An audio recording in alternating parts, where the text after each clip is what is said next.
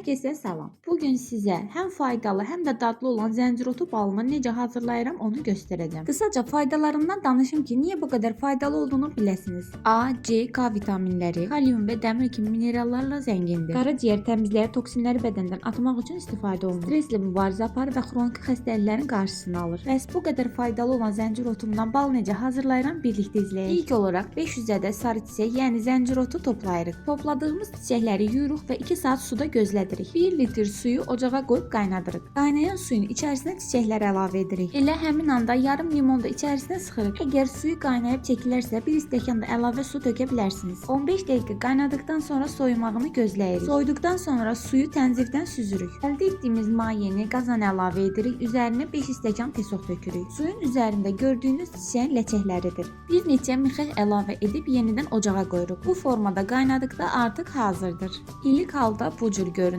Görün necə təmiz və şəffaf rəngi var. Bu artıq soyumuş, qatlaşmış bal halını almış vəziyyətidir. Baxın necə gözəldir, rəngi, duruluğu, parıltısı, görünüşü və dadı da baldan fərqlənmir. Mən hazırladım. İndi isə sıra sizdədir. Kanalıma dəstək üçün abunə olsanız, fikrinizi mənimlə şərhlərdə bölüşsəniz çox sevinərəm.